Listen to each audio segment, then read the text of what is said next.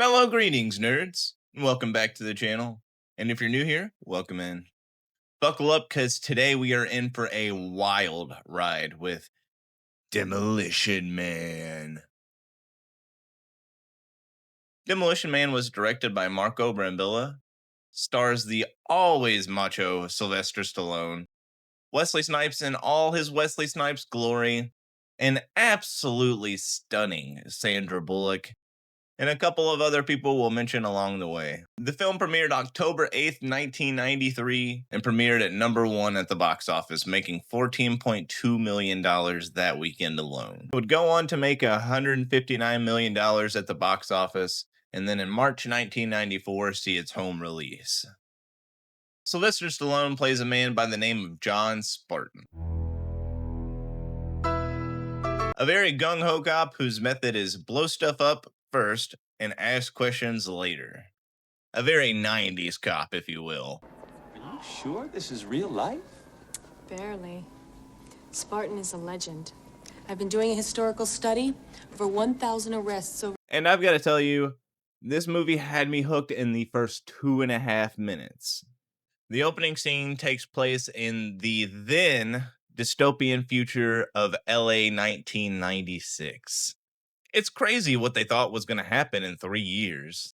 The camera sweeps through an absolutely thrashed downtown and swoops into the cockpit of a helicopter. We see two, what we assume to be rookie pilots, who are questioning why they're there in the first place. And then out pops our boy Sylvester Stallone and says, "You're doing a good deed." Want to give us a better reason? Yeah, a maniac hijacked a municipal bus with 30 passengers on it. That's a pretty good reason. He then proceeds to walk to the back of the chopper, and the whole time this stuff is happening, there are just bullets flying every direction, just missing this chopper. And spoiler alert, guys, this is a common theme in this movie. He gets to the back of the chopper, they start to hover over this building. Look, I just got to show you, this is the scene that made me want to get into this movie in the first place, so I just have to show it to you. Send the maniac to catch one.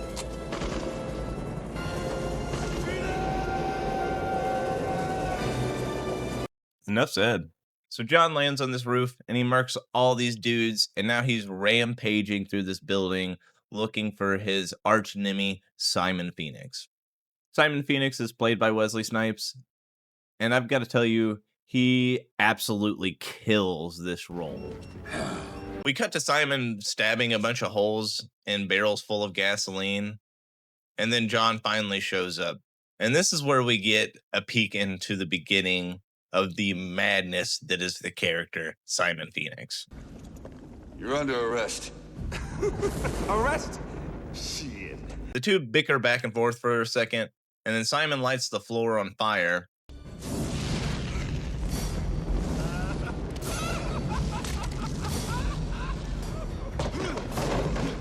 But this leads to the entire building collapsing, and somehow, and for some reason, John saves Simon.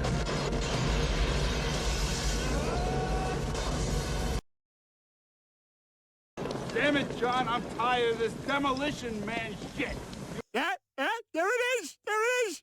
This giant explosion leads to the lives of the kidnapped victims being lost. And Simon tells that John knew the whole time and he didn't care. And both of them end up being sentenced for the murders. And what sentence do they get, you may ask? That's right. Cryo prison, baby. Sergeant Spartan, you've been sentenced to 70 years, sub-zero rehabilitation in the California Cryo Penitentiary for the involuntary manslaughter of 30 innocent civilians. Yeah, instead of, like, I don't know, say a court case, like a hearing, they both just get sentenced to the same sentence.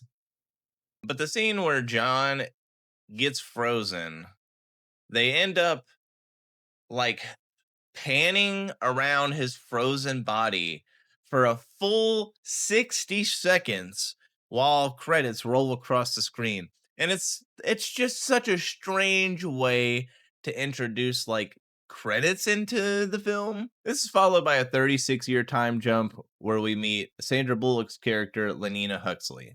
and she's on her way to her very boring job as a police officer. Huxley is obsessed with the 90s, along with all of the action and danger that came with it. She wishes that there was less petty crime and something a little more nitty gritty, but little does she know, she is about to get her wish tenfold. We're also introduced to the dialect of 2032, and I've got to say, it's definitely not what I expected. Mellow greetings. Mellow greetings, Lenina Huxley. Mellow greetings. What seems to be your boggle? My boggle? And let's talk about this future a little bit. Check out these cop cars. They literally look like they were ripped out of a 90s Hot Wheels package. And I would not touch that steering wheel with a 10-foot pole. As Huxley pulls into the station, we see a little robot pop out of the ground and spray paint "Life is Hell" on the police station sign, and then see the anti-graffiti system. But you find out that that little robot is being controlled by Dennis Leary's character, Edgar Friendly. He and a couple of other people are a group of impoverished people that live underground known as Scraps. I feel like this is a very cheap way to introduce the character and these people up top without even explaining who they are, when their arc really doesn't come till about halfway through the movie. The film then cuts to a very neat, clean, and organized police station, which is much different from most future movies that we see. This future is apparently a utopia. Crime has basically been eradicated. There hasn't been an unnatural death in 16 years. Population is controlled, there's behavioral engineering, and everything good and fun is outlawed.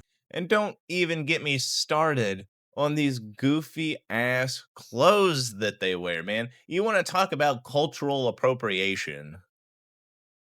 Anyway, we enter the police station to see the man himself, Rob Schneider, getting in his 5 minutes as a dispatcher named Irwin. Welcome to the emergency line of the San Angeles Police Department. If you prefer an automated response, press 1 now. Yeah, I would probably choose talking to a robot over talking to Rob Schneider as well. This feature is so boring that Lenina gets absolutely pumped when she hears about somebody defacing a building, and she wonders why it weren't all cars notified. This is where we meet the biggest weenie ever, Chief George Earl. Do you really long for chaos and disharmony? Played by Bob Gunton.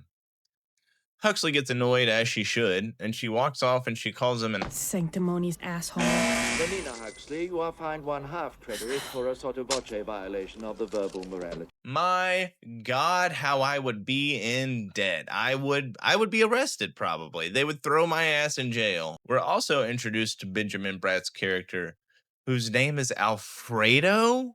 I can't blame them for giving him a goofy ass name though. He's too handsome. In fact, like everyone in this movie is so attractive. So after 36 years, Simon gets a parole hearing, which is a very odd amount of time, I feel like. I don't know. I've never had a parole hearing. But he ends up managing to break free because he knows the password to the cuffs. Teddy bear. How do you know the password to the cuffs?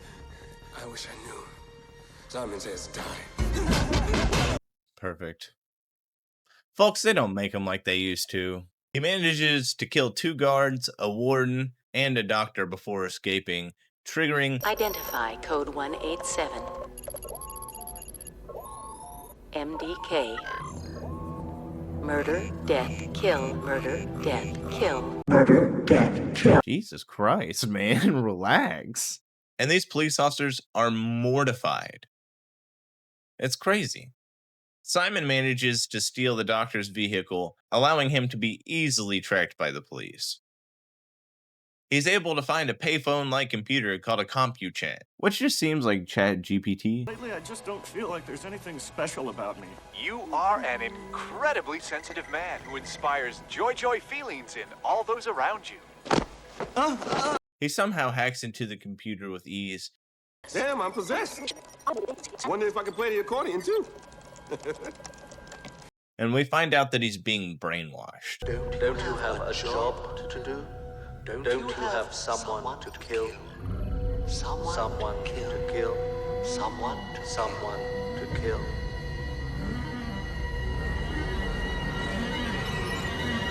He kind of snaps out of it and realizes he's surrounded and proceeds to take down the worst bunch of cops I've ever seen. Hey, wait for me!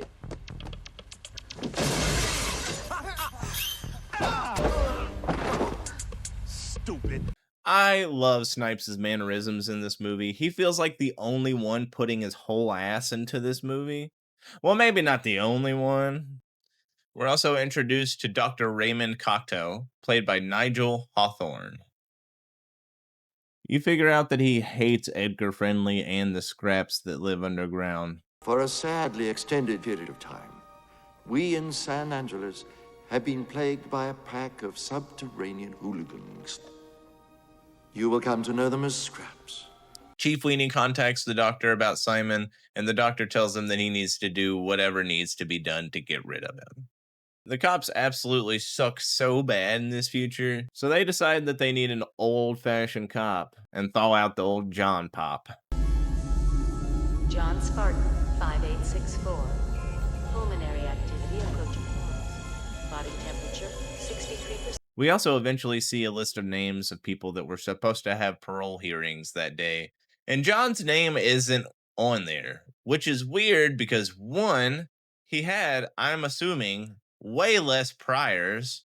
Two, both he and Phoenix were frozen at the same time. And three, he's a cop. He has like a history of bringing down bad guys. So why was he not paroled earlier, or why was there never a hearing? I can ignore all the goofy stuff, like the future goofiness, but then I start breaking down the legal system of this future, and I go, wait, this doesn't make any sense. But it's not supposed to. It's a movie, and that's what makes this so good, because it's just a movie. You can turn your brain off and just watch it. So they thaw out Spartan, and he begins to ask a couple questions, of course. He's told his wife passed away in 2010 in a giant earthquake.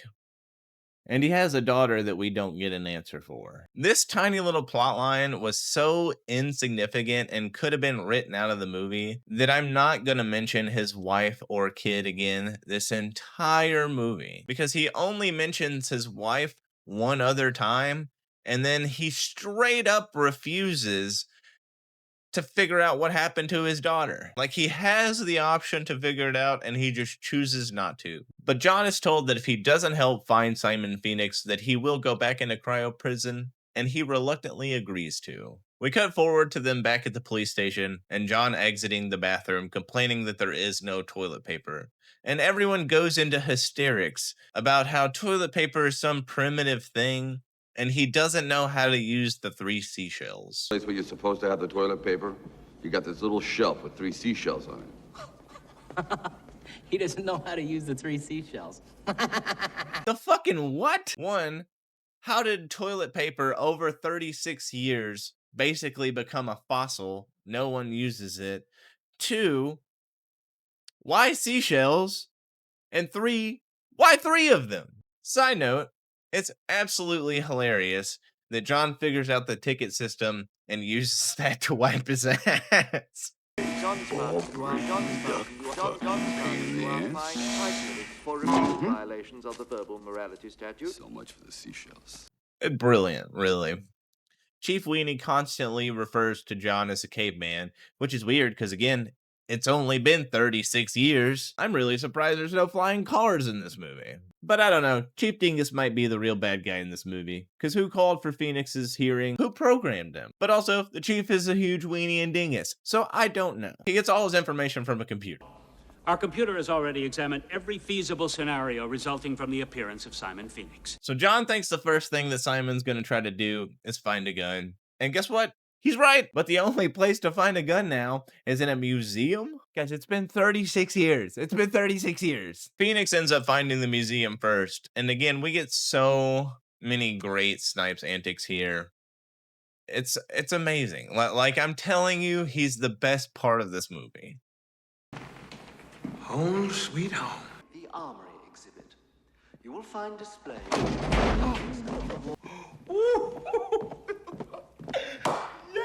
And the whole time he's going on his like rampage, just cussing up a storm. You can hear the machine in the background printing the morality tickets, and I think that's one of the funniest things.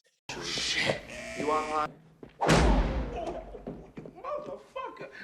where the fuck do you find batteries in the future? And Spartan finally shows up to kick some ass.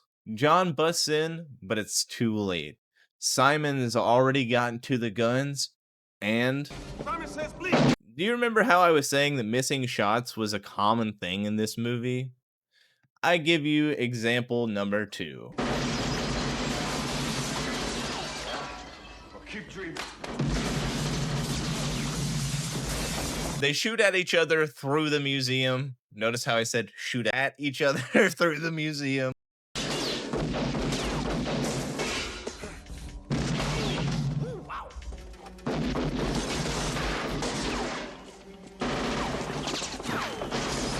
And end up fist fighting where Spartan starts to get his ass kicked until this happens. You're dead, Spartan. Forgot to say Simon says.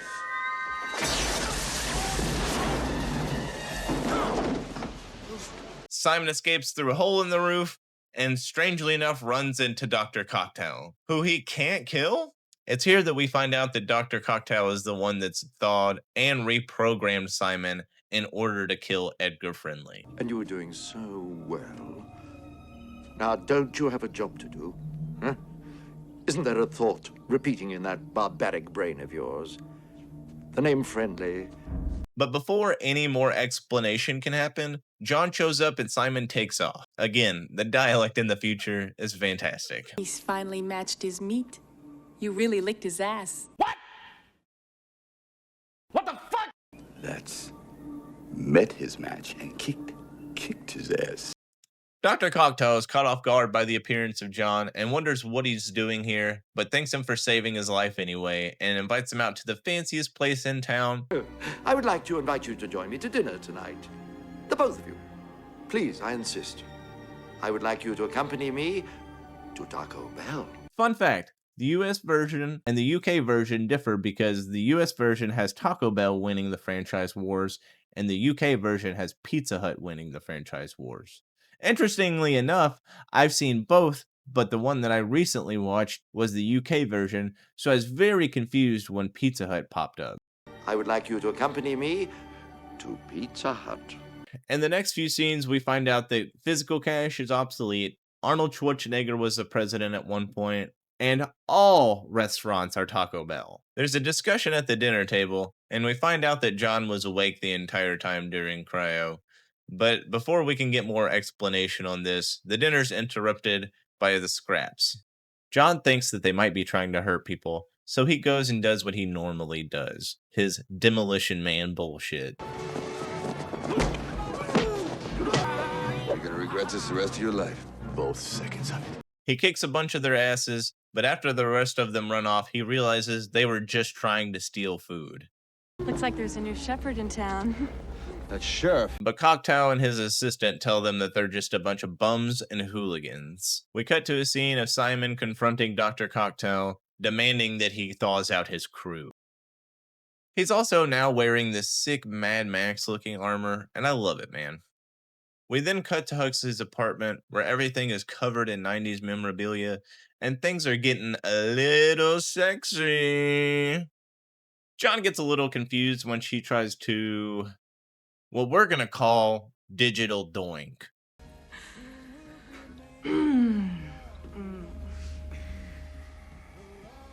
But he tries anyway.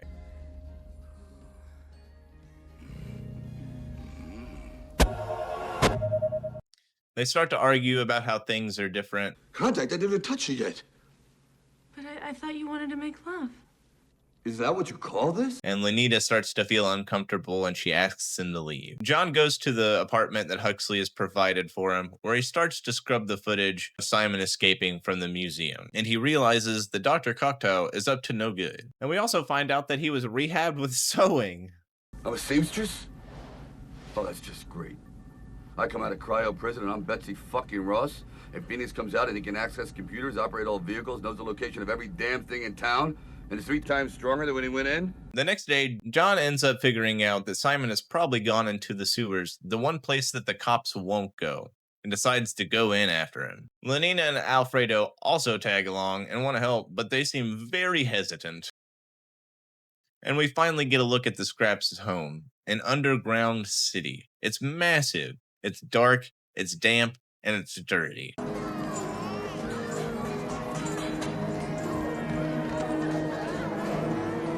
But hey, at least they got rat burgers. You guys gotta try this. Just don't ask where the meat comes from. Huxley, what's that supposed to mean? Do you see any cows around here, Detective? ¿Qué es esta carne? Esta carne es de rata. And a brand new 1970 Oldsmobile 442. Now that's a thing of beauty. They run into Friendly, who starts to explain, holy fucking shit, is that Jack Black? To stay here, be well, and Cocteau's an asshole. Sick. Friendly and John bicker back and forth for a second, and then Friendly realizes that John isn't working for the doctor, and he tells him that they just want to be free. Like normal, regular Americans. Because I like to think. I like to read. I'm into freedom of speech and freedom of choice. I'm the kind of guy who likes to sit in a greasy spoon and wonder, gee, should I have the T-bone steak or the jumbo rack of barbecue ribs with the side order gravy fry? John catches him up on everything that he knows, including the plan for Simon to kill him. But out of nowhere, Simon and his new band of goons show up and start shooting. Remember the thing? Remember the thing? Here's example number 3. Let's take them, boys. These people could be stormtroopers. Here's number 4. Simon is able to make his way to the surface level and steal Lenina's police car. But John and Lenina are able to bring up the 442 via some random elevator in the floor. Okay, now what? Buckle up. A crazy car chase ensues, and John and Simon almost die multiple times. And again, example number 5. No free rides!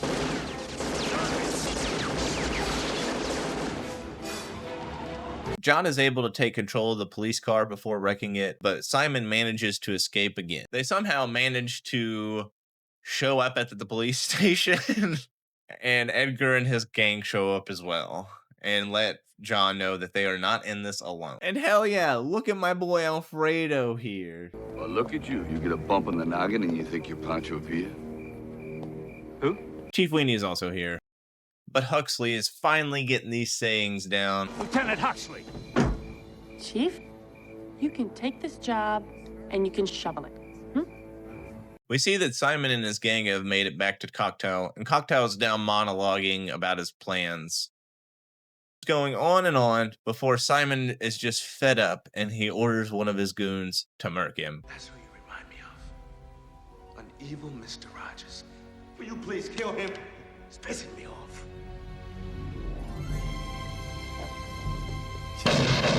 John and Lenina eventually show up and kick the shit out of a few goons, and Lenina has to end a man's life for the first time.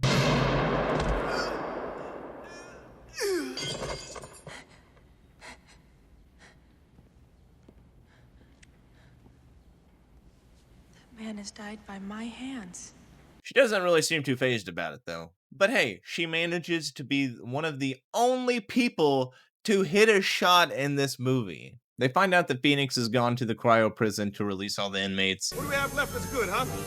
Oh, let's see. Wilkes, Patrick. Jeffrey Dahmer? I love that guy. And Spartan knocks out Lenina to keep her safe.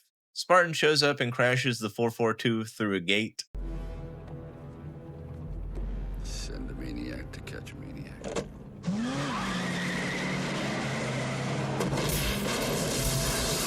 Before finally finding Phoenix, who's killed every guard there, and he has him in his crosshairs, but he just can't stop missing. Example number 6.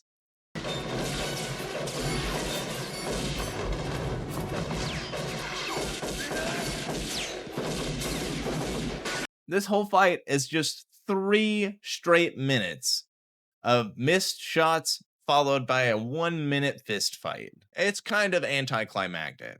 Now, I have a problem with this fight because what is this?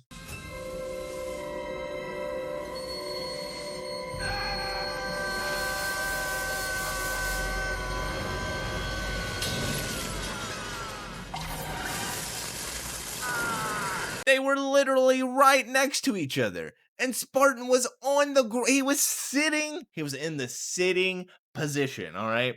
He wasn't he wasn't even in the leaping, like he was literally sitting down. Jesus. Anyway, Simon freezes. John is able to jump up and catch a machine before rounding around and kicking Simon's head clean off. John is able to escape the exploding cryo prison, proving that he is once again the Demolition Man.